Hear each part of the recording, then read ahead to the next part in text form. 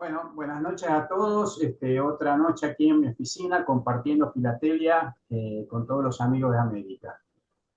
Hoy voy a hablar de un tema que me pareció interesante por por varias cuestiones. En primer lugar, porque yo sospecho, y sería bueno después que por ahí de otros países hagan sus aportes al respecto, yo sospecho que un poco la historia que nosotros tuvimos respecto de lo que es la filatelia fiscal se debe haber replicado en otros lados. A mí me parece que tuvo que ver con, digamos, una cuestión que hubo a nivel mundial respecto de la importancia que se le dio en su momento a la filatelia fiscal. ¿eh? Y bueno, después podríamos conversar acerca de si esto realmente es así. Eh, por otra parte, quería aprovechar para resaltar algunas figuras de coleccionistas fiscales de mi país que realmente marcaron un poco el camino y que hacen que hoy en día podamos tener lo que tenemos de este realmente muy rico universo de sellos fiscales que tiene nuestro país. Y lo que quería mencionar antes de comenzar, digamos, ya en el tema, es la característica un poco que tiene en nuestro país respecto del tema fiscal, ¿no? O sea, nuestro país es un país bastante complejo respecto de lo que puede ser la emisión de sellos fiscales, por el hecho de que es uno de los pocos países donde el cobro de impuestos es un tema federal. Es decir, todas las provincias cobran sus propios impuestos. Hoy en día nosotros pagamos más que todo impuestos a las provincias. Entonces, cada provincia emite sus propios sellos. La nación también, por supuesto, durante muchísimo tiempo emitió sellos fiscales y también se dan muchísimos casos de sellos municipales. Es decir, que la cantidad de sellos fiscales que forman parte de lo que puede ser la República Argentina es enorme. Yo siempre digo que si nosotros nos pusiéramos a hacer un catálogo completo, hoy en día tendríamos varios tomos, casi que podría parecer un Ibertelier de sellos por la cantidad de tomos que tendríamos que hacer para historiar todos los sellos que se hicieron, muchos de los cuales en realidad están perdidos definitivamente respecto a su conocimiento y por supuesto a su existencia. ¿No? Y eso tiene que ver también con la historia que voy a contar hoy. Bueno, yo digamos, esta sinopsis histórica la divido en tres grandes etapas. Una primera etapa, que yo la llamo el periodo fundacional clásico de oro, que va desde 1894 a 1920 aproximadamente. Siempre una periodización es algo un poco arbitrario, pero bueno, hay algunas razones para que yo lo señale en este sentido.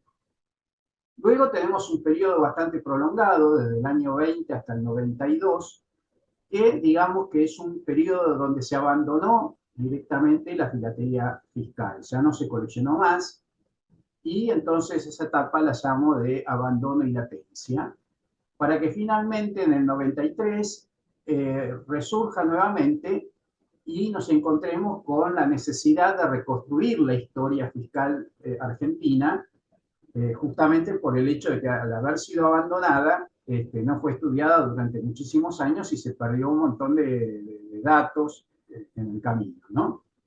Bueno, la última etapa yo la voy a dividir en la etapa de los pioneros, que son quienes reiniciaron, digamos, la filatelia fiscal en el país, y finalmente la segunda generación, entre las cuales me encuentro yo y mi amigo que siempre menciono, que es López.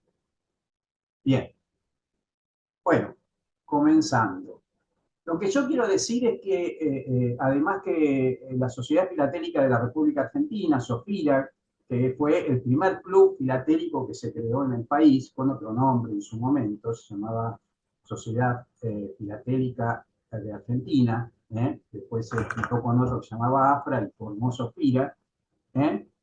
este, fue la primera, como se llama, sociedad filatélica que se fundó, digo, en el país en el año 1887, y ahí, digamos, fue, digamos, donde nació también la filatelia fiscal y donde, bueno, ese club cumplió, tanto en la primera como en la tercera etapa, un papel preponderante, y eso es lo que voy a tratar de contar en esta presentación. Bueno, acá un pequeño raconto de lo que fue el inicio de esa sociedad. El 1 de noviembre de 1887, 4 filatelistas alemanes fundan una sección local, digamos, de la Sociedad Filatélica de Halle en Buenos Aires. Al año siguiente, esa creación es aceptada por la sociedad original allá en Halle. El 22 de abril del 88 se adopta a partir del 1 de mayo la nueva denominación de Sociedad Filatélica Argentina. Ese sello postal, perdón, que viene a la derecha, es un sello que se emitió justamente con motivo del centenario de la sociedad, de lo que hoy en día es Sopira. Y en el sello se ilustra, bueno, tanto el escudo de la institución como la imagen de quién sería una de las personas más destacadas en el club, que era José Marco del Pont, que es conocido internacionalmente, ¿no? Eso ahora después vamos a ver, es uno de los que se llama padre de la filatelia. Bueno, siguiendo un poquito con la historia de este club, en julio, con 34 socios, instalan un local propio sobre la avenida Corrientes, en el centro porteño. En 1891, después de una breve crisis, la sociedad retoma sus actividades, realiza reuniones quincenales y ya empieza a distribuir revistas filatélicas extranjeras, se venden y canjean sellos y comienza el estudio científico de la filatelia argentina. Bueno, en esta segunda etapa es que nace, digamos, un poco la historia fiscal de nuestro país. Hablemos de José Marco del Pont. José Marco del Pont, que vivió entre 1851 y 1917, fue un abogado, funcionario, coleccionista, filatelista, coleccionista tanto de filatelia como de numismática. Y es considerado uno de los padres de la filatelia por, bueno, yo lo voy a decir en castellano, lo que sería la lista de filatelistas distinguidos que se formó en 1921 en un congreso de filatelia en Gran Bretaña. Bueno, él fue político, digamos, partidario de Bartolomé Mitre, tuvo varios cargos públicos, y fue fundador del Instituto Bonaerense de Numismática y Antigüedades y de la Junta de Historia y Numismática Americana, que posteriormente sería la Academia Nacional de la Historia de la República Argentina. Escribió muchísimas obras filatélicas, que ahí yo menciono, por ejemplo, un estudio sobre la primera emisión nacional, que es la que se conoce como Escuditos del año 92, y estudió también la segunda, como vemos, la de Rivadavias, que son los sellos clásicos nacionales más coleccionados. Bueno, y en lo que respecta a nuestra historia, también hizo un catálogo ilustrado de las estampillas fiscales emitidas en la República Argentina. Bien. Acá quería mostrar este rol de filatelistas distinguidos, donde, bueno, ya cuando se formó este pergamino, digamos, en el cual se fueron incorporando con el tiempo distintos filatelistas que fueron invitados a formar parte de esta lista, pero bueno, fíjense que su origen es del año 1920 y Marco del Pont ya había fallecido, pero bueno, fue elegido como uno de los grandes filatelistas o padres de la filatelia y figura, ahí yo, desgraciadamente se ve medio borroso, pero digamos en las columnas laterales tiene su sitio ahí con su nombre. O sea que fue un filatelista reconocido a nivel mundial. Bueno, eh, eh, esta sociedad filatélica que yo les conté, ¿cómo se llama? Sopira, sacaba una revista con muchos artículos filatélicos. En diciembre de 1894 se publica el segundo número de la revista de la sociedad y ahí aparece la primera parte del catálogo de fiscales de Argentina. O sea, lo que hacía un grupo de estudiosos de los sellos fiscales comandados o dirigidos, digamos, por Marcó del Pont, era ir sacando las novedades de los sellos que se iban emitiendo en las distintas provincias, sobre todo en los nacionales y los, ¿cómo se llama? Los sellos de la provincia de Buenos Aires y de la ciudad capital. Y bueno, ahí yo puse para que vean más o menos cómo iba avanzando esto. En el año 98 aparece la parte número 20, o sea que se iban haciendo, cada vez que había una revista, se iba sacando una parte, digamos, de ese catálogo. Pero yo les dije que en la segunda salió empezó el catálogo, pero ya en la primera, fíjense, este es el número 1 de la revista, hay un artículo sobre las estampillas fiscales, su clasificación, todo un comentario, o sea que la preocupación por la filatelia fiscal ya, digamos, aparece en el origen de lo que son las publicaciones y los estudios que se realizaban y se publicaban a través de la revista. Lo que yo quiero destacar con esto es que en aquella época, y vamos a ver algunas cosas más que así nos dan estos, digamos, nuevos indicios que permiten aseverar, es que la filatelia fiscal tenía realmente un lugar muy importante dentro de lo que es el estudio de la filatelia. O sea, estaba muy presente y había muchos coleccionistas de sellos fiscales y de hecho de esta época quedaron algunas colecciones realmente maravillosas, muy lindas, muy interesantes. Bueno, acá tenemos, bueno, con todos esos artículos que fue haciendo Marcó del Pont en la revista, finalmente en el año 1898 saca este catálogo, un catálogo general ilustrado de las estampillas fiscales emitidas en la República Argentina. Les cuento que este catálogo, en realidad, se circunscribía a la zona, digamos, a lo que era República Argentina, provincia de Buenos Aires y la ciudad de Buenos Aires. No, digamos, no cataloga los sellos de otras provincias, por una cuestión de espacio, de tiempo, bueno, del trabajo, digamos, hasta dónde llegó. Pero, digamos, es un trabajo muy completo, y algo muy interesante es que Marcó del Pont realiza muchos comentarios acerca de, bueno, cómo se hicieron las estampillas, en qué talleres se hicieron, porque hay muchas que se hicieron en talleres privados, como Guillermo Kraft, que yo ya nombré alguna vez en una charla, o la compañía sudamericana de billetes de banco, que anteriormente se llamaba Stiller Glass, que también hizo sellos fiscales. Y bueno, y además comenta algunas leyes, comenta algunas vicisitudes interesantes acerca de los usos de esos sellos.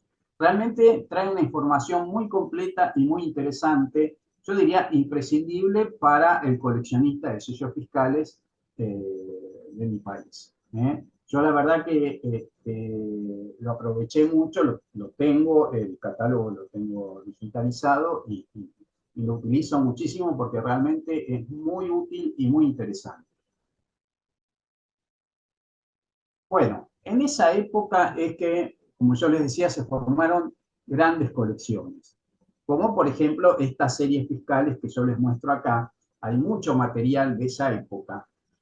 Y buena parte de estas colecciones, hay algunas que se han ido consiguiendo en forma paciente, tratando de conseguir, ¿cómo se llama?, documentos.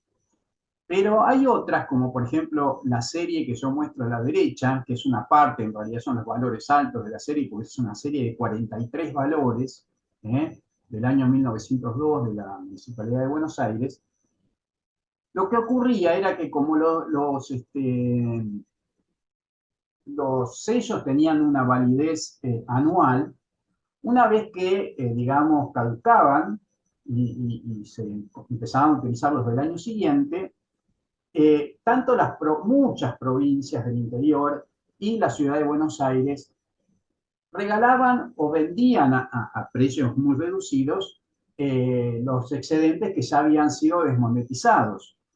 Y de esa manera se pudieron hacer grandes colecciones, que se iban consiguiendo los sellos ya en desuso, digamos, se los conseguía de favor. Se los anulaba, como se ve ahí, para que no pudieran ser reclamados, pero en realidad se los conseguía de favor, los que habían sobrado.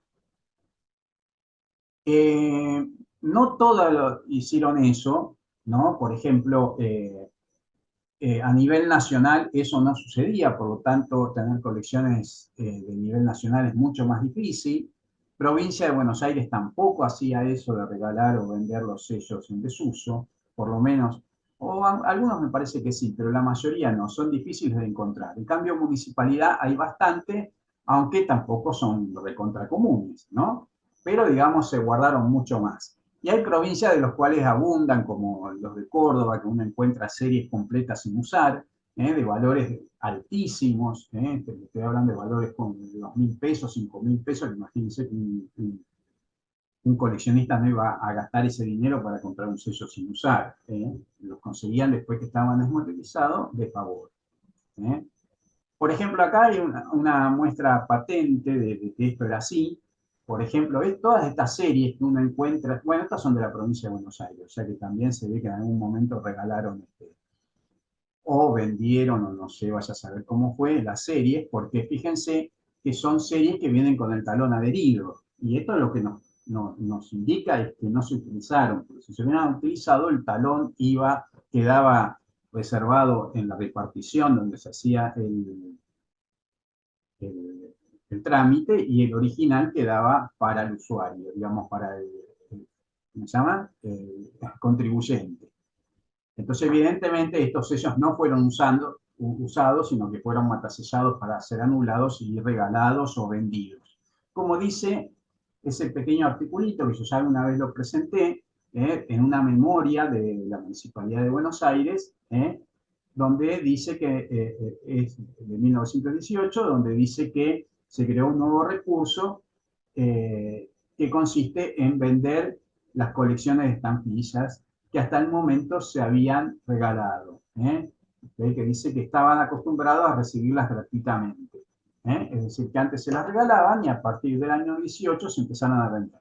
Lo que nos muestra que muchas de las colecciones surgen de esto. Por eso, en realidad, bueno, acá hay otro ejemplo de Corrientes. Entonces, cuando uno arma una colección, la única manera de completarla en general es conseguir esas series entregadas de favor o conseguidas a bajo precio, pero lo interesante es conseguir también documentos con sellos usados porque, digamos, son los que se usaron genuinamente, y es lo que uno como coleccionista quisiera tener. Entonces, esas series, digamos, que se conseguían de esa manera, permiten completar la colección. Pero, digamos, formar una colección así antigua, digamos, requeriría el obtener también documentos. Aunque también es complicado, porque en aquella época, sobre todo si vamos a pensar en el siglo XIX, ustedes saben cómo era, la filatelia se acostumbraba a despegar. Entonces, por ejemplo, conseguir documentos del siglo XIX es muy, muy raro. Yo, por ejemplo, tengo una colección muy linda que acabo de comprar de sellos nacionales y tiene 3 o 4 documentos nada más. Y después tiene infinidad de sellos, ¿eh? Con un estudio pormenorizado de las variaciones, de lo que sea, qué sé yo, pero evidentemente en aquella época lo que se hacía era despegarlos de los documentos, así como también en historia postal, nosotros sabemos que en el siglo XIX se despegaban las estampillas y por eso hay tan pocas cartas de esa época. Bueno, era anatómica de la época, se coleccionaban estampillas más que documentos o sobres circulados. Bueno, para esa época, mediados de la década del 10, en el año, esta es una emisión, perdón, una edición del año 15, pero hay una del 16, y Bertelier sacó un catálogo hecho por Forbin de timbres fiscales mundiales. Yo tengo también en mi computadora que me pasaron, digamos, digitalizado, toda la parte de Argentina. Y fíjense ustedes qué interesante la cantidad de sellos que allá en el año 1915 estaban catalogados solamente de la República Argentina. Un total de 11.386 sellos, conté yo, teniendo en cuenta los que son nacionales, provinciales y municipales. ¿Eh?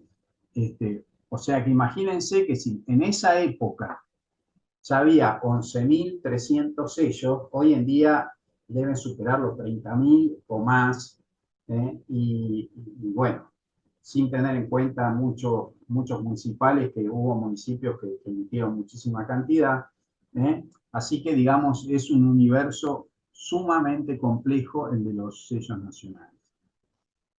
Bueno, una de las cosas que quiero decir es que justamente, tanto por este catálogo, que sí en este catálogo figuran todas las provincias, fíjense ustedes, todas las provincias que figuran ahí, ¿eh?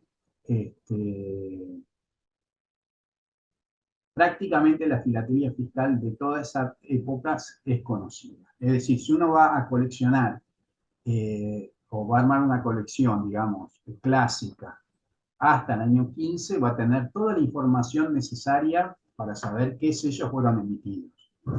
¿Eh? El tema va a ser después, pero digamos, hasta esa época está toda la información, porque justamente aquí está, y en la parte que yo les dije, metropolitana, lo tenemos en el catálogo del Marco del PON, que también trae muchísima documentación sumamente interesante. Bien. ¿Qué pasa después? Bueno, empieza esta etapa de latencia y abandono, ¿eh? Y bueno, no hay mucho que contar, simplemente que se dejó de coleccionar sellos fiscales. Cuando uno consigue, yo por ejemplo, hace un tiempo compré una colección bastante linda de corrientes, de estas clásicas, que está prácticamente completa, todas las series así, incluso los sellos dobles están así dobles, bueno, y todo así, pero es hasta el 20 y pico. O sea, ahí se corta porque ahí directamente se dejó de coleccionar y bueno, y la historia que viene después se perdió bastante. Yo a esta etapa la llamo también de latencia porque digamos que las grandes colecciones, las que se habían formado en el periodo de oro, digamos, clásico, esas colecciones se conservaron. ¿Eh? Hay muchas de esas colecciones que están ahí, que reaparecen, algunas que uno por ahí tiene la suerte de comprar o de ver o lo que sea, pero digamos, mucho de ese material fue guardado. ¿Eh? Y también hay mucho material muy lindo, muy interesante, que salió del país, que se vendió al exterior. En el extranjero, tanto en Estados Unidos como en Europa, son muy ávidos de los sellos fiscales y han comprado cosas muy buenas de nuestro país. ¿Eh? De hecho, por ejemplo, yo tengo una colección bastante linda, clásica de Buenos Aires, que ya la mostré en una presentación, pero sé que en Europa hay colecciones recontra fabulosas de eso, que superan ampliamente lo que se puede conseguir acá en nuestro país. ¿Mm? Bueno, cosas que suceden con el comercio filatélico. Bueno, así quedó la cosa perdida a nivel de que finalmente los sellos fiscales se abandonaron totalmente, hasta que comenzó la etapa de resurgimiento. La etapa de resurgimiento que no fue muy sencilla, les cuento, porque cuando uno empezaba a coleccionar esos sellitos raros, ¿no? Raros porque además son muy lindos, son muy interesantes, hay mucha variedad, hay mucha historia atrás de todo eso. Había muchos otros colegas que nos decían, pero eso es filatelia. Bueno, entonces había que abrir ese paso, había que empezar a reconstruir, por un lado, la historia de la filatelia fiscal que se había abandonado y se había perdido, y por el otro lado, había que ganarse nuevamente un espacio en el mundo de la filatelia. En esta etapa, que yo la ubico a partir de 1993 y lo hago porque justamente, nuevamente en Sofía, empezó a aparecer en la revista filatélica de la sociedad algunos artículos sobre filatelia fiscal. Como este es el primero que yo encontré de septiembre del año 93, donde hay un artículo de Alfredo Fernández que dice: estampillas fiscales se coleccionan. Linda pregunta, ¿no? O sea, venía como a asomarse ahí a la filatelia como diciendo, muchachos, estamos acá, ¿esto también se puede coleccionar? ¿Esto también es filatelia? Bueno, el hecho que en Sofía hubo un grupo entusiasta que formó la Comisión de Sellos Fiscales, o la subcomisión, ¿no? Porque estaba la comisión directiva y la subcomisión de sellos fiscales, y ahí tenemos los miembros de esa comisión: Eugenio Berizo, Alfredo Fernández, Miguel Chiliberti y Héctor Pesinelli. Todos muy activos, todos escribieron libros, escribieron artículos, publicaron, coleccionaron. Y yo diría que, digamos, el líder de este grupo, el que le dio una relevancia muy importante a la filatelia fiscal, fue Eugenio Berizo, un gran coleccionista, ¿eh? Muy investigador, muy buscador, ¿eh? Una persona muy apasionada con la filatelia fiscal que realmente logró rescatar muchísimo material de archivos, de lo que fuera. Yo alguna vez conté la anécdota de cuando él salvó todo el material de caja de ahorros porque le compró a una fábrica de papel que había comprado para destruir todo ese material, y él llegó a la fábrica y dijo, quiero todo ese lote de papel, y lo compró. Bueno, y era todo este material de la Caja Nacional de Ahorro Postal que iba a ser destruido absolutamente. O sea, cuento esto para que se vea cuál es la importancia de estas personas, que gracias a ellos, hoy en día tenemos rescatada buena parte de nuestra historia, porque si no, esa historia hubiera sido hecha pasta de papel. ¿Eh? Bueno, además Eugenio fue un gran expositor, hizo lindas colecciones y tuvo buenos premios. ¿Eh? Bueno, acá tenemos la imagen de Eugenio Berizo. ¿Eh? Bueno, que ahí una de las colecciones que él tenía era primero sellos fiscales de la provincia de Buenos Aires. Esa colección ustedes la conocen porque yo la presenté en Tierra del Fuego. Tuve la suerte de poder comprarla y, bueno, seguirla trabajando. ¿eh?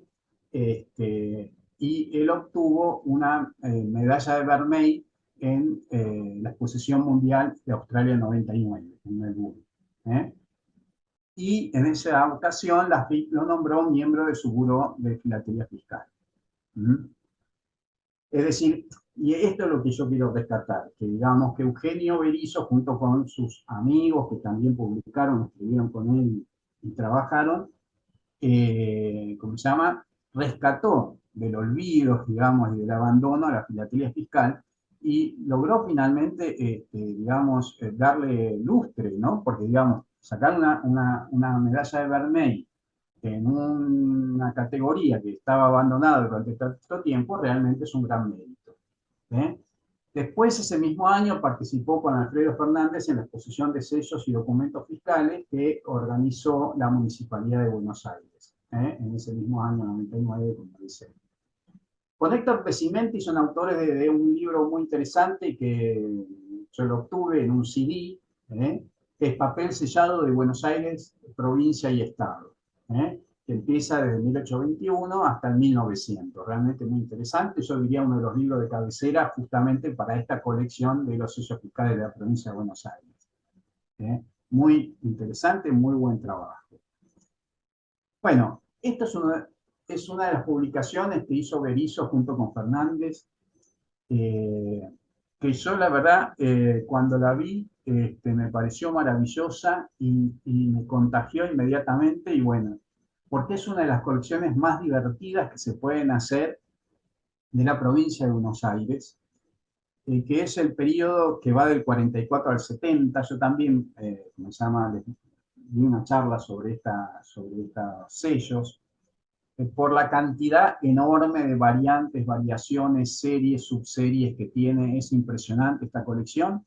Y realmente fue un trabajo titánico el que hizo Berizo para poder darle orden a estas emisiones que son tan caóticas, porque sacaban letras, letritas, números, había variaciones de todo tipo. Realmente complejo, muy complejo analizar esto, y realmente él hizo un trabajo espectacular, junto con Fernández. Y bueno, un trabajo que nosotros seguimos hoy en día avanzando y trabajando, porque es difícil de agotar esto. Bueno, quería mostrar, yo también tengo esta colección. Fíjense, ese documento que es de mi colección era justamente la tapa del libro de Fernández, de Berisso y Fernández. ¿Eh? Eh, Eugenio Berisso, a nivel nacional, con esta colección había sacado ya una medalla de oro, porque realmente es una colección sumamente interesante, y que él la trabajó muy bien. ¿Mm?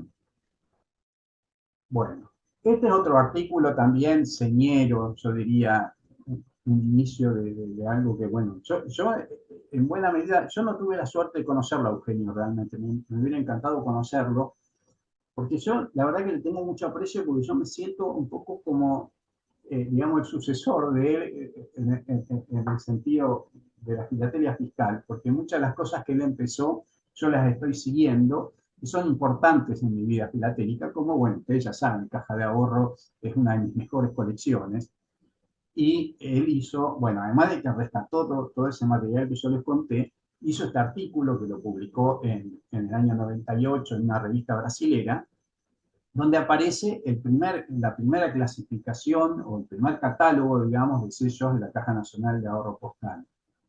Un trabajo magnífico también que hicieron junto con Fernández y con Giliberti, y que se ve que tuvo tal relevancia que lo pudieron publicar en el exterior. Bueno, o sea que como ustedes ven, ellos trabajaron en serio en todo esto.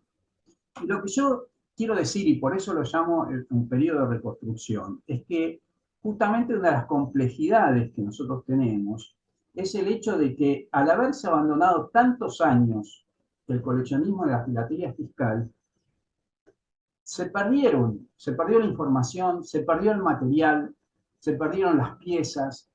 Entonces, cuando uno quiere emprender, digamos, la tarea de reconstruir esto, tiene que empezar a buscar desde los archivos que pueda conseguir, desde el material que pueda aparecer. Por ejemplo, Caja de Ahorro. ¿Cómo hicimos con Caja de Ahorro? Bueno, buena parte lo hizo Eugenio con esto de que rescató, digamos, de la destrucción. Pero, por ejemplo, muchas cosas que todavía faltaban, porque hubo algunos descubrimientos que se fueron haciendo después, yo tuve la suerte de poder hacerlos recorriendo, ¿cómo se llama?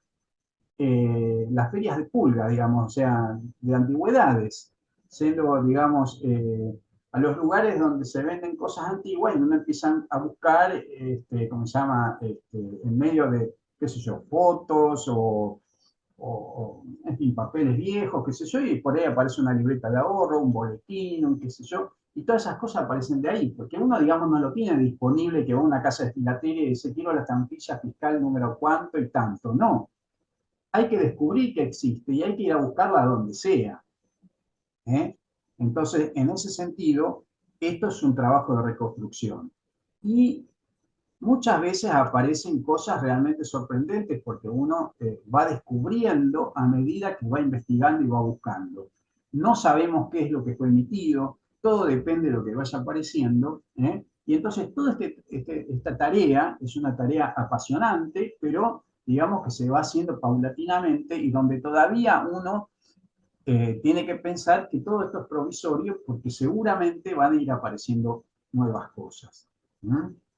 Bueno, acá siguiendo un poco con Berisso, en Spamer 98 presentó nuevamente los primeros sellos fiscales de la provincia de Buenos Aires, donde ahí muestra algunas piezas de esa colección. Realmente un material maravilloso, yo diría lo más clásico de la filatelia fiscal.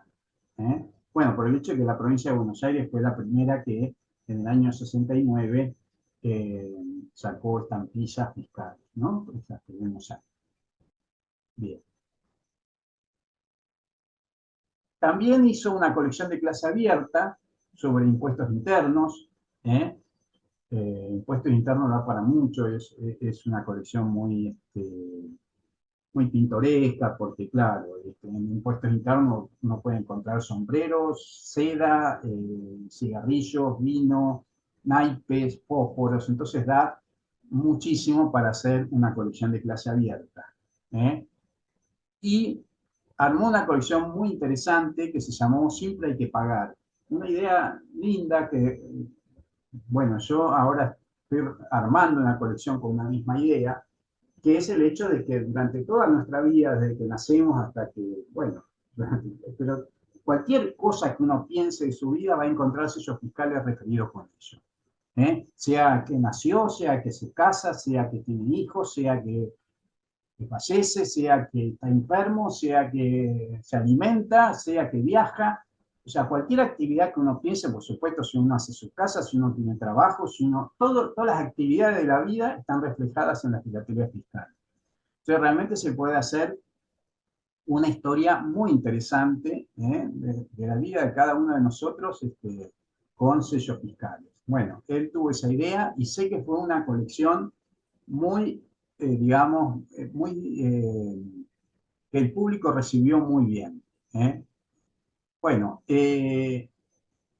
la última vez que él la escribió fue para una exposición nacional de Tierra del Fuego en noviembre del 2009. Se ve que la había eh, inscrito con tiempo, pero desgraciadamente el 29 de agosto falleció y quedó ausente en esa exposición.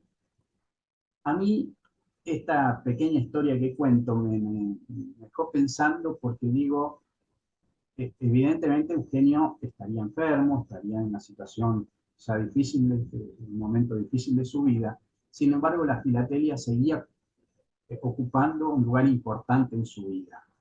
Esto creo que nos muestra cómo muchas veces la filatelia nos sostiene, porque en momentos que uno puede no estar del todo bien, no obstante sigue, digamos, coleccionando y apasionándose con la filatelia y eso lo mantiene vivo y lo mantiene entusiasta y disfrutando todos los momentos de su vida.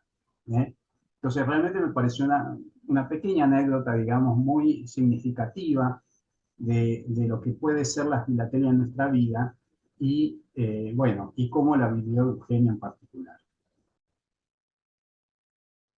Bueno, de esa época hay que mencionar otras cosas que también yo creo que están mostrando, digamos, a nivel mundial lo que está ocurriendo con la filatelia. Este es el caso de Ackerman, que es conocido porque hizo catálogos de varios países, y él hizo un catálogo de estampillas fiscales de la Argentina. ¿eh? Ahí vemos a la derecha la edición, digamos, bien encuadernadita del año 2002, y luego en el 2003 la replicó, pero ya como muestra la imagen pequeña arriba, con espiralado, en fotocopias, porque evidentemente por una cuestión de costo era muy difícil, digamos, volver a sacar otra edición. Pero digamos fue un libro muy usado, que tiene varios tomos. Él también trató de recopilar todo lo que pudo de la República Argentina, de distintas provincias, pero con información muy parcial, porque bueno, hay provincias en las cuales casi no se sabe nada. Y algunas de las cuales se fue descubriendo con el tiempo. Pero bueno, es un intento interesante de recopilar toda la información que había hasta ese momento de los sellos fiscales de la República Argentina, de las provincias, municipales, todo lo que él pudo conseguir y conocer. Y bueno, llegamos a la generación actual. La generación actual yo diría que como activos y sistemáticos coleccionistas, yo lo reconozco a Ernesto López, que ahí puse una imagen porque siempre lo hago de él, pero ustedes no lo conocen. ¿eh? Este, bueno, yo que cumplo mi papel y colecciono este tipo de cosas y trato de difundir, escribir artículos, publicar libros.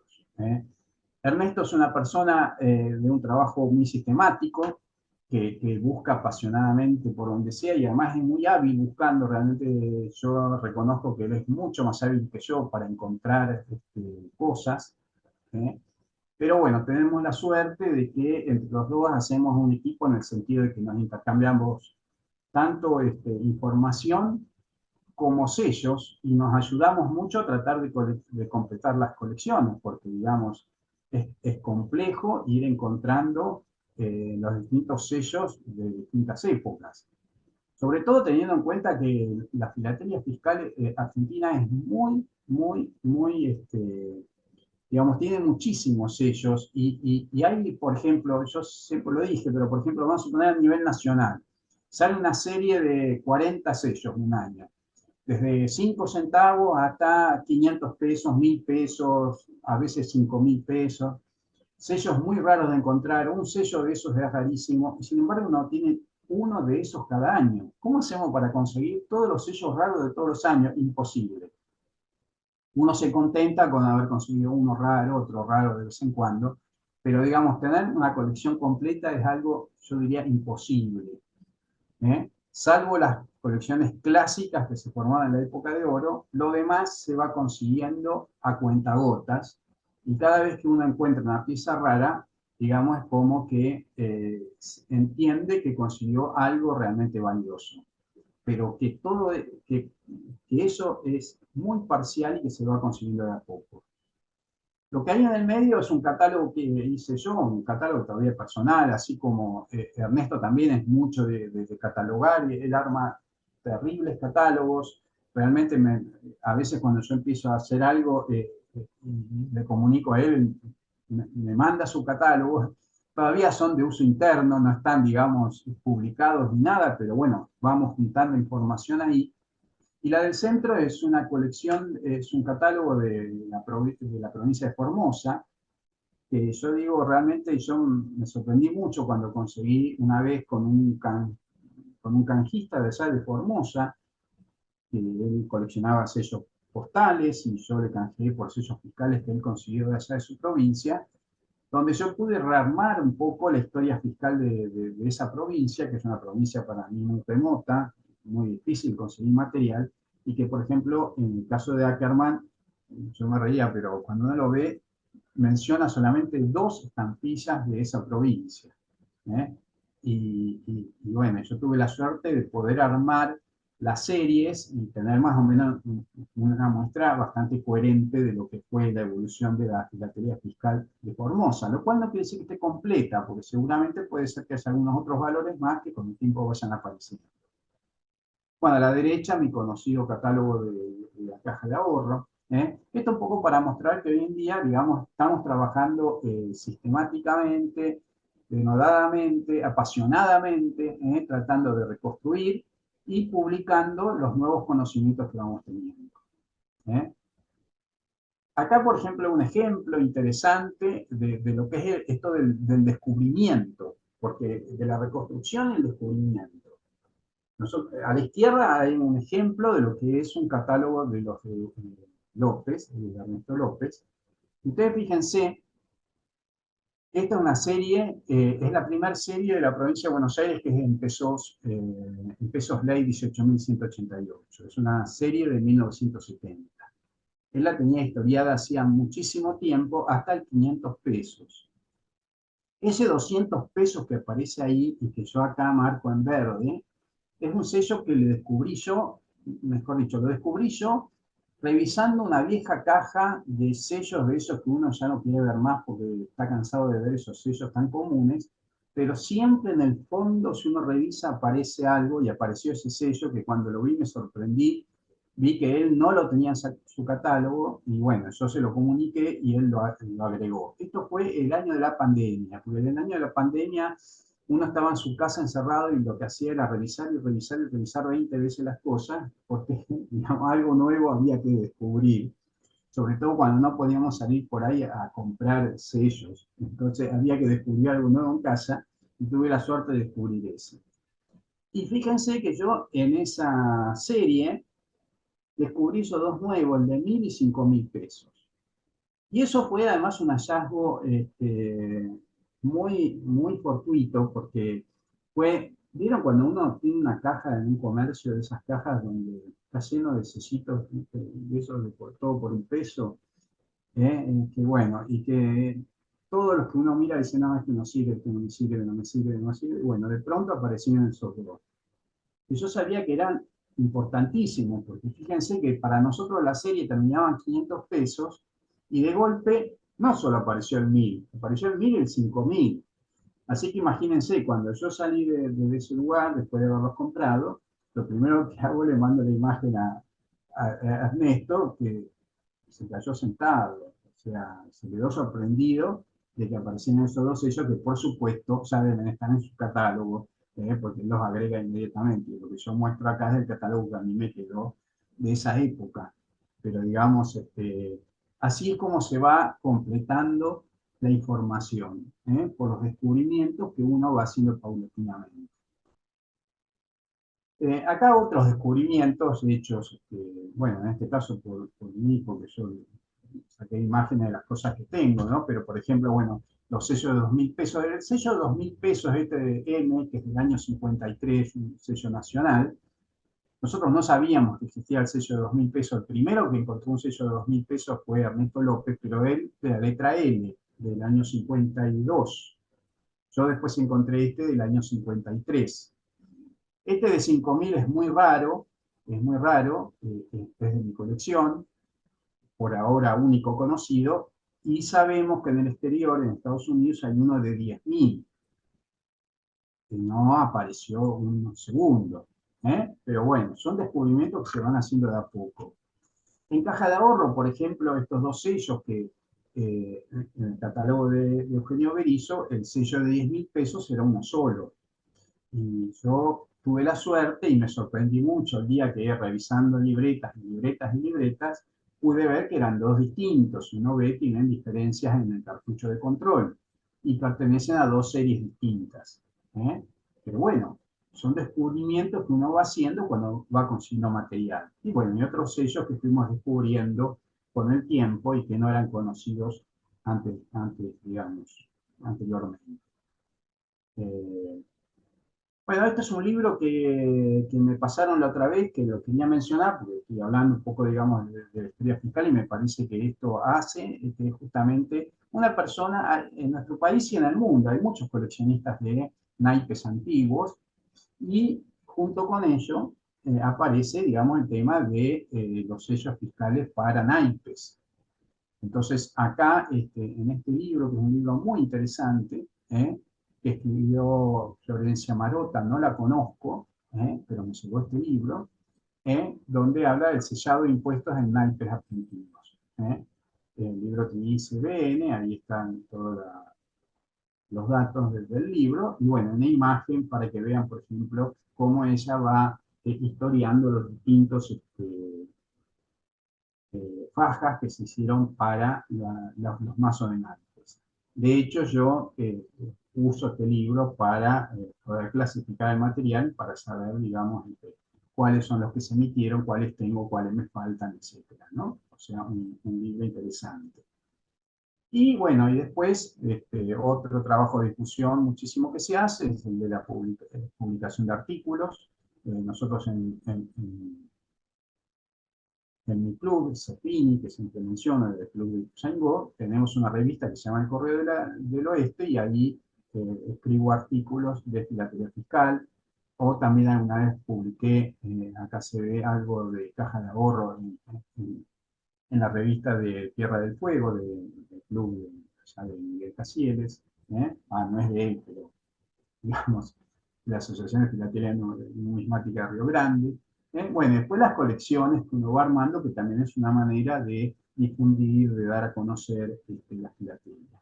Es decir que, digamos, estamos bastante activos al respecto. No somos muchos, yo lo mencioné a López, yo, y hay muchos más, pero desgraciadamente son tapados, son gente que, bueno, algunos son acumuladores por ahora, algunos serán coleccionistas, pero no son conocidos. Lo que sí es cierto que cuando hay subastas, te pelean los lotes. Parece que somos pocos, pero en las subastas aparecen. Es decir, que hay gente que está coleccionando sellos fiscales, vaya a saber por qué, vaya a saber cómo, vaya a saber qué información tiene. Pero bueno, con el tiempo yo espero que se pueda hacer un grupo más nutrido, más conocido, más de intercambio, que es complejo. Yo en mi caso con Ernesto López es muy fructífero el intercambio que hacemos porque realmente hemos enriquecido ambas colecciones. Ya tenemos una manera de ser donde yo cuando ando por ahí busco piezas pensando en mi colección y pensando en la colección de él y él hace lo mismo. Entonces constantemente estamos canjeando y estamos enriqueciendo mutuamente nuestras colecciones. ¿Mm? Bueno, y quería cerrar esta charla con estas dos piezas icónicas, digo yo, siempre hay piezas importantes, interesantes, lindas, que son de destacar. Podría poner muchísimas más, pero bueno, quise cerrar con estas dos piezas interesantes. Una de la colección de Ernesto López, realmente esta pieza es fantástica, el día que la vi, son esas piezas que uno se queda mudo, que es justamente las letras de cambio del año 1876 de la provincia de Buenos Aires, un bloque, eh, yo creo que el mayor conocido, que había sido mencionado alguna vez en el catálogo de Ackerman, pero no le creíamos, el hecho de que los sellos están, fíjense, setenante. O sea, todos los valores de 300, 400 hasta 900 están todos en una misma plancha. ¿Eh? Encima, en las tres partes que tenían los sellos de letra de cambio, que era primera de cambio, segunda de cambio y tercera de cambio. Bueno, es una pieza excepcional, de esas que merece estar en, digamos, entre las grandes colecciones. Realmente esta pieza de considero Ernesto es un hallazgo fenomenal. Y la de la derecha es un sello que de una colección que yo acabo de comprar y realmente estoy muy contento porque es una colección muy clásica, muy, bueno, del siglo XIX, con las tres primeras series de los sellos nacionales, de sellos, Ley Nacional de Sellos, fíjense. Esta es una estampilla del año 1884 de 500 pesos, que era una enormidad de dinero, y por supuesto una colección, una estampilla muy bella, hecha por, bueno, en ese momento se llamaba Stiller Glass, que después fue ya más conocida, se llama la compañía sudamericana de billetes de banco. ¿Eh? Ellos hicieron esta estampilla que realmente es una hermosura y además un valor enorme. Yo no sé si hay muchas estampillas de esta. Podría decir que es única o quizá haya alguna otra por ahí dando vueltas, pero son realmente muy raras. Con esto quise cerrar y bueno, y muchas gracias por haberme escuchado y bueno, y espero aportes sobre todo de ustedes porque seguramente otros países tienen algo más que comentar y alguien más que por ahí lo haya conocido a Eugenio y pueda decir algo más acerca de su actividad. Muchas gracias a todos. Gracias, Miguel, qué interesante. Bueno, me alegro. Y felicitaciones, ¿no? Porque sobre todo lo que mencionaste de esa anécdota de Berisso Sí, o, que rescató todo lo que hoy sería, quién claro, sabe qué. sí, sí, sí. Es que eso nos muestra un poquito el papel de los filatelistas, ¿no? El Claro. resguardar aquello que por lo menos en nuestros países sudamericanos se desprecia mucho. El Estado es de tirar mucho a la basura. Es increíble, no conservan todas esas cuestiones. Y bueno, y los coleccionistas somos los que lo conservamos. Es la segunda anécdota similar que escuchamos aquí. La otra fue de Edgardo en Honduras, que una vez estuvo de arquero y agarró un paquete no sé de dónde. Claro, tal cual, sí, sí, sí. Bueno, ahí hay unas manos en alto. Miguel Casiales. Bueno, felicitaciones, Miguel. Bueno, Y gracias. te quiero mostrar, vos pusiste el entero postal de Río Grande de la exposición, y ya que hablas de Berisso, te muestro Sí. la medalla. Esta Ah, fue la primera medalla que hicimos en Río Grande y la diseñó él. Eugenio hizo el diseño de la medalla. qué interesante. Creo que fue su último trabajo, porque ya cuando la hizo ya estaba en muy malas condiciones. Y bueno, fue la primera medalla de la primera exposición, en realidad fue la del 2006. Sí, El sí, sí. entero ese que mostraste también es del 2006, es de la primera exposición de Río Grande. Hizo esa Claro, medalla y después en el 2009 llevó a través de su hijo, nos llegó la colección que vos nombraste, viste, siempre hay que pagar, que era claro, una colección de un marco, pero muy buena, muy, muy buena, muy linda. Así que te quería comentar esta anécdota de Eugenio, lo conocí ya con su salud precaria, pero tremendamente estudioso de los sellos fiscales, ¿no? claro. Y bueno, felicitaciones. Y de paso, ya que comentaste algo de los sellos de corriente, hay una empresa en Corrientes que tenía sellos fiscales, Viuda de Gabardini y compañía, y tenía sellos perforados. Ah, qué Fíjate, bueno. Corrientes, si llegás a enganchar alguno. Yo Bueno, una sola vez vi un sello fiscal perforado, eh, de la provincia de la Corrientes. perforación es BGH. Bueno, No, lo voy a buscar. eh, Viuda Gabardini y compañía. Así que si llegás a ver alguno, pasame la imagen. ¿Cómo no? Muy bien. Bueno, felicitaciones. No, no, gracias a vos. Felicitaciones por el libro. Ah, bueno, muchas gracias. Ya lo traje el otro fin de semana. Está bien. Hola Miguel, ¿qué tal? ¿Cómo estás? Bueno, ¿Cómo te andas, Guillermo? quería felicitar por la exposición, como siempre, todo lo tuyo con mucho estudio y muy profundo. Y respecto a Berisso, bueno, obviamente yo lo conocí mucho, compartimos la comisión directiva de la sociedad durante muchos años, desde el año, yo creo que desde el año 90 por ahí, él estuvo en la comisión directiva. Él era vicepresidente de la sociedad muchos años, cuando yo era presidente, y bueno, eh, fuimos creando la comisión esa que vos mencionabas, la subcomisión de sellos fiscales, cuando no había nada de sellos fiscales en la Argentina. Claro, Fue realmente, fue pionera de todo el desarrollo que hubo después, y son las cuatro personas que vos mencionaste. Efectivamente, bueno, dos son fallecidas, Eugenio y Fernández fallecieron. Lamentablemente no eran personas muy, muy mayores, sino que estaban todavía en plena actividad y podían haber hecho muchísimo más por la filatelia fiscal. claro. Mm. Pero bueno, y bueno, después, qué sé yo, un poco cayó ahí en el club nuestro, cuando ellos desaparecieron, se cayó mucho la filatelia fiscal. Ahora, bueno, está en tus manos que se empiece a mover, ¿no es cierto? Sí, sí. Este, en ese aspecto te ofrezco toda la colaboración del club para tener, que tengan un lugar para hacer reuniones. Este, está totalmente a tu disposición. Así que esperemos que esto pueda reflotarse. Perfecto. Bueno, muchas gracias, Guillermo.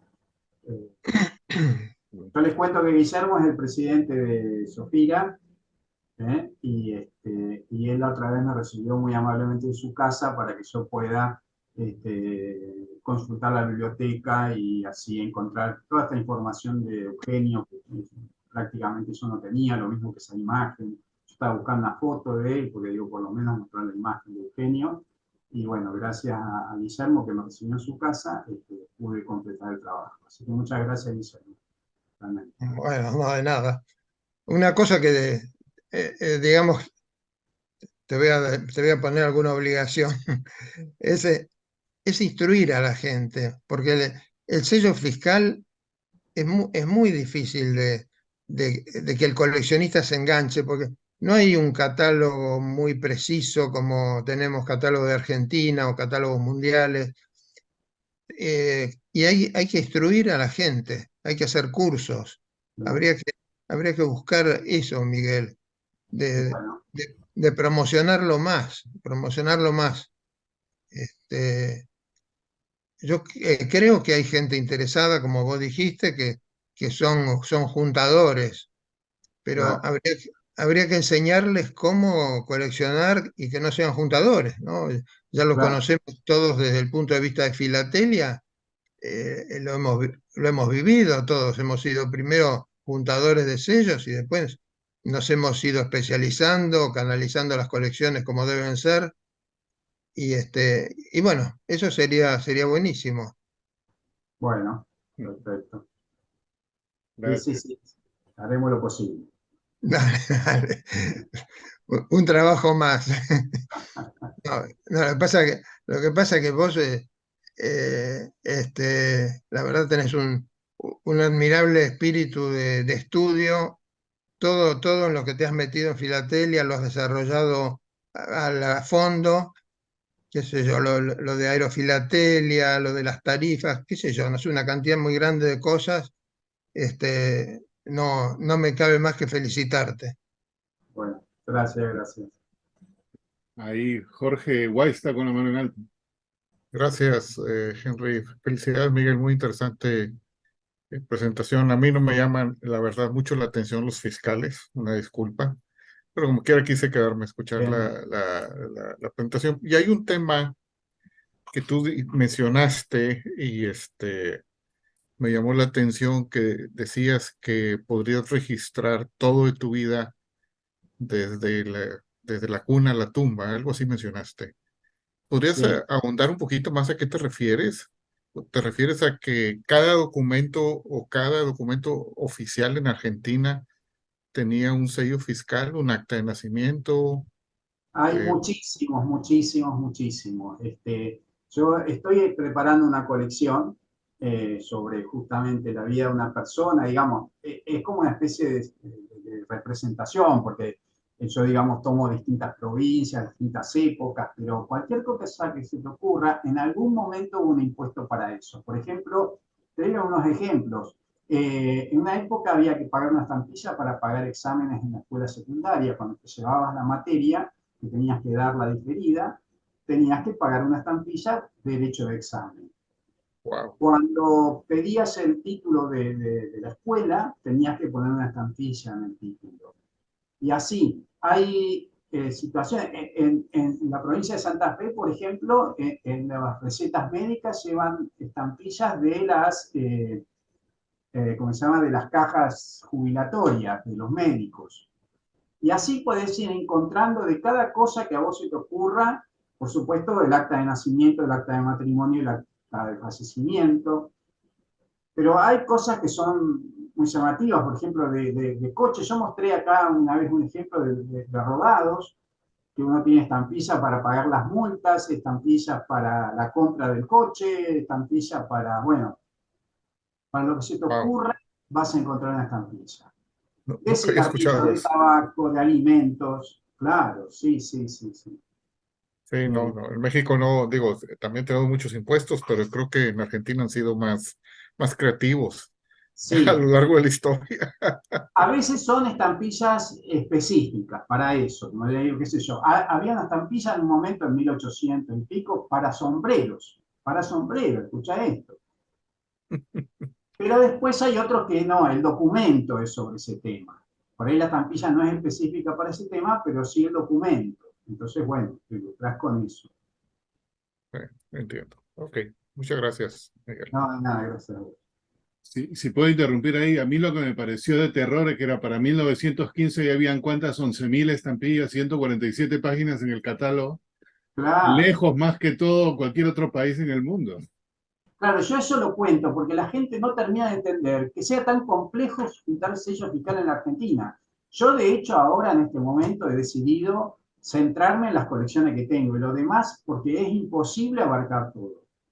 Claro. Ernesto, él tiene todavía, es más joven que yo, entonces tiene mucho tiempo por delante, él tiene la ambición de tener todas las estampillas que se puedan tener. Yo ya basta, dije, no puedo estar buscando de cada provincia, de cada municipio, no. Entonces digo, tengo esta colección, esta y esta, basta. Y trato de centrarme, que ya esa colección, por ejemplo, sellos nacionales, vamos a suponer, de ley de sellos, son como 3.000 sellos, hay que tenerlos. Imposible conseguir los 3.000, ¿eh? Pero bueno, vamos a suponer, estamos en 2.100 por ahí y ya nos sentimos contentos con lo que tenemos. Entonces hay que centrarse en algo, porque si no, como dice el dicho, el que mucho abarca, poco aprieta, ¿no? Cierto. Ah, Es, ahí es muchísimo. Heinz está con la mano en alto. Gracias, Henry. Miguel, de nuevo, excelente tu presentación. Gracias. Muchísimas gracias. Da una visión muy clara de lo amplio que es el espectro de timbres fiscales en Argentina. Ah, Realmente, como decían recién, ese debe ser el récord. No, sí, sí, yo no, creo que sí. no he escuchado ni por cerca algo así. Yo creo que probablemente Estados Unidos anda como el segundo en ese ranking, Puede ser, sí, pero sí. Argentina está, yo creo que por lejos adelante. Mira, el, primero algo general. Interesante mostrar una vez más que este campo de la filatelia fiscal da para investigar por el resto de la vida. O sea, hay tanto que buscar justamente por esa laguna que tú mencionaste ahí de como 70 años, 80 años, y que es generalizada en todos los países. Lo comentaba por casualidad antes del comienzo de tu presentación. Y eso hace lo atractivo de esto, que tú vas Claro, descubriendo esos valores de tiempo en tiempo, no frecuentemente, pero ahí te alegras de que realmente hay algo nuevo que contar. claro, sí, Y sí, eso va a seguir ocurriendo. O sea, hay más, de sí. seguro, en todos los países. Así que aunque el país de uno tenga menos o eventualmente pocos timbres fiscales, siempre vas a encontrar algo nuevo. Y especialmente bonitos son los documentos, como tú mencionas, que son la parte práctica, el uso de esos timbres. Claro, sí, sí. Después te quería comentar que tuve el gusto de poder conocer a Eugenio Berizo por ahí Ah, por el año 98 en esas exposiciones grandes que se hacían en Buenos Aires, 98, 2000, 2002, 2004. Y tuvimos mm, bastante contacto en esa época por los timbres fiscales. Y probablemente en tu colección haya algo así como un timbre por la venta de una corbata. O sea, algo tan extraordinario como eso debe claro. estar por ahí porque lo habíamos comentado en esa época, por esos años. Mm. Algo que realmente no se entiende. Tú entiendes probablemente un impuesto específico A la como seda timbre. era, el impuesto a la seda. Todo lo que Sí, era de seda pagaba un impuesto, ¿sí? Sí, sí, sí. claro. Entonces, cuando vendías la corbata tenía un timbre Tenía un timbre, especial. sí, sí, sí, sí. Sí, eso. Y con respecto a la colección que quieres emprender ahora o que ya partiste, en Ibra, y probablemente Jorge tenga algún conocimiento, había una colección de una neozelandesa, Jane Mansfield, Sí. que se llama Impuestos desde la cuna hasta la tumba. Ah, mira. Era una visión mundial, ¿sí? No era específica como tú pretendes hacerla de Argentina, Ah, pero es interesantísimo el punto de vista de que, bueno, los impuestos están enfocados en eso también, en cobrar eh, dinero para sí, las arcas sí, fiscales de la parte en que se pueda. Y el claro. ingenio de los ministerios de Hacienda es interminable. Interminable. Felicitaciones de nuevo, Miguel. Muchas gracias, Jens. Muchas gracias. Mauricio. Primero, Miguel, felicidades, muy interesante la charla. Eh, Gracias. Como aportando a la pregunta que hizo Jorge desde tanto impuesto, obviamente nosotros aquí tenemos bastantes impuestos o tuvimos, no tanto como Argentina por lo visto, pero sé que aquí habían timbres para todo, aunque la diferencia con Honduras es que a veces era el mismo timbre general, pero que tenía varios usos y se siguen utilizando los timbres mucho. Yo sé que en muchos países los timbres ya no se utilizan, todo se hace electrónicamente, los pagos, pero aquí todavía eh, para títulos, ya sea el título de primaria, tiene que llevar un timbre, el título de secundaria también, el de universidad y Ah, un montón de trámites legales requieren un timbre, pero los timbres que tal vez la gente más ve, el problema es cómo lo exhibes, porque lo ideal es exhibirlo donde está, es el timbre de alcoholes. Entonces no puedo poner la botella, pero aquí el timbre claro. de licores importados. Y el otro timbre que se ve mucho, pero todo el mundo los desecha, es el timbre de a los perfumes. Pero Ah, como lo pegan en el celofán, lo primero que la gente hace es quitar el envoltorio y bota todo. Entonces, esos timbres lastimosamente se pierden. Pero sí, incluso aquí hubo timbre para el timbre de visa de salida del país, que te lo pegaban en el pase de abordaje. Esos casi nadie los guarda, entonces cuando encuentras uno es una rareza porque todo el mundo botaba eso al terminar el vuelo. Son rarísimos. En aquí México sí tenemos, hay de esos, Mauricio. esos todavía hay. Ah, ya. Bueno, hubo, ya no hay, ya. pero hubo. Nosotros tuvimos, ya no lo usamos, ya el pase de Y- el impuesto de salida ya te lo incluyen en el Y pasaje. a mí me Antes no. tocó alguna vez en Sudamérica que te lo ponían en el pasaporte Ujú. como un sello en algunos países. En otros sí, aquí también, yo he visto en pasaporte, pero también los he visto en los pases de abordaje. Sí, sí, sí. Lástima, no tengo ninguna imagen de esa mano del pase de abordaje, pero sí. Ujú. Y sí se siguen utilizando mucho los timbres, no tan especializados como antes. Incluso tuvimos timbre para fósforos. A las cajitas de fósforos Sí. traían un timbre.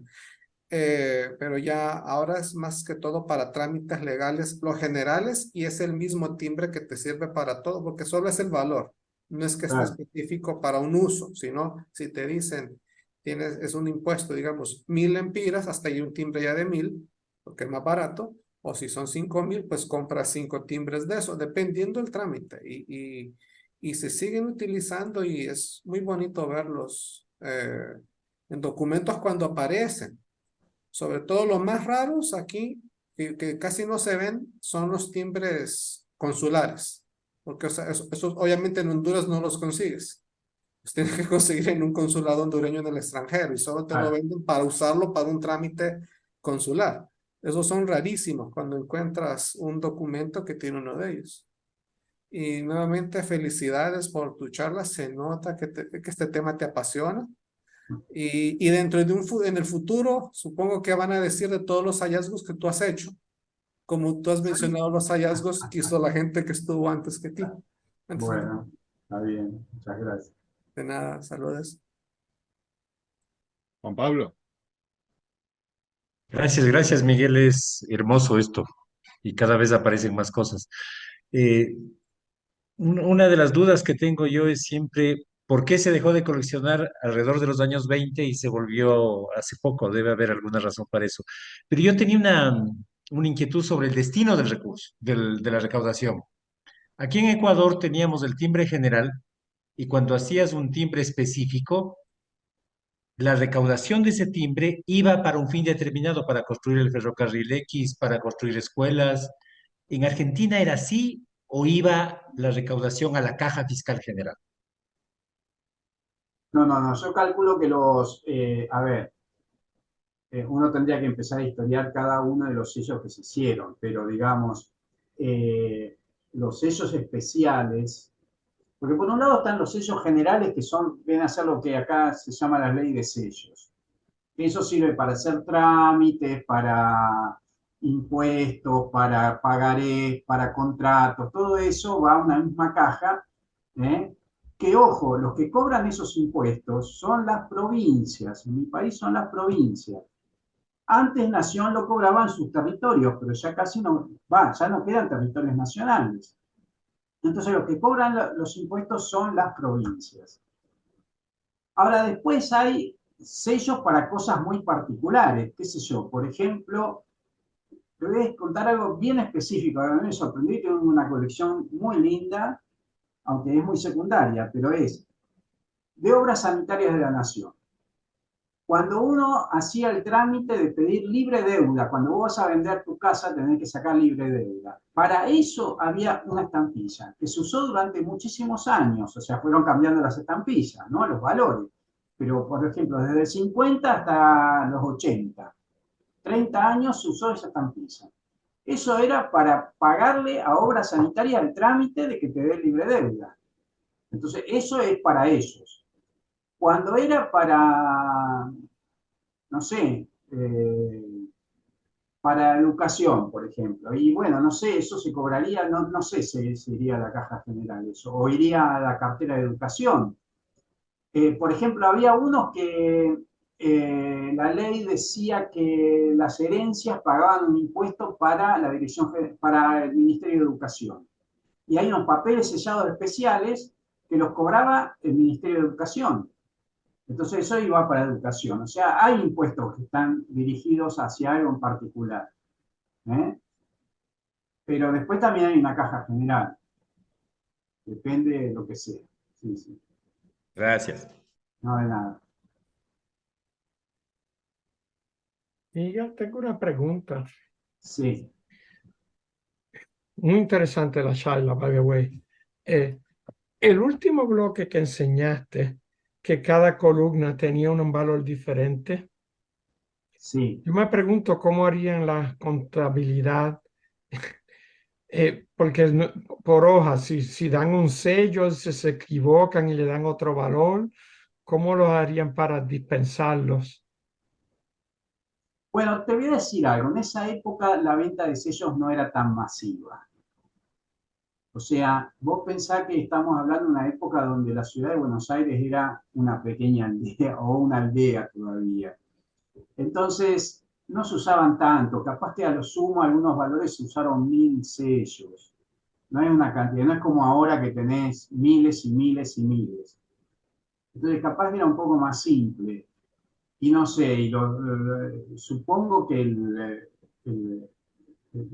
que vendía los sellos tendría muchísimo cuidado porque le iba el bolsillo en eso. Si se equivocaba tenía que reponerlo él. Tampoco, a ver, vos pensé que era para letras de cambio y cuánto podía vender por día. No creo que fuera. Entonces por ahí supongo que te prestarían atención. Sí, es cierto que es poco práctico aparentemente si uno lo mira, ¿no? Pero bueno, así lo hicieron, así es de llamativo. Más económico en ese sentido, que solo tiene que ser Debe ser, impresión. claro, sí, sí, sí, sí, sí. Gracias. No, de nada. Miguel, yo tenía una curiosidad similar a la de Rafael. Esos sellos también están con un overprint, ¿no? Primera, segunda. ¿A qué se refiere? ¿A la línea en el pliego No. Es una linda pregunta esa. Las letras de cambio, yo me sorprendí cuando ustedes contaban de las cartas antiguas que se mandaban. ¿Te acordás cuando hablaban de prefilatelia que decían en la época colonial que cuando mandaban cartas mandaban 3 ejemplares por distintos barcos? Sí, claro. Sí, se pedía una de las cartas comerciales, ¿no? Bueno, con letras de cambio pasaba lo mismo. Cuando mandaban letras de cambio, se hacían 3 originales. Perdón, 3 ejemplares, que se mandaban por barcos distintos, porque estas eran para letras de cambio al exterior.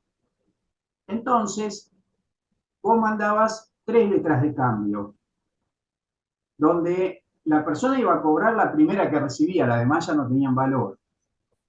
Entonces, cuando vos comprabas una estampilla, un sello, venía primero, segundo y tercero, pero las 3 partes eran una sola estampilla. O sea, si vos comprabas el valor de 100 pesos, que te venía primera, segunda y tercera de 100 pesos, pagabas 100 pesos nada, no pagabas 300.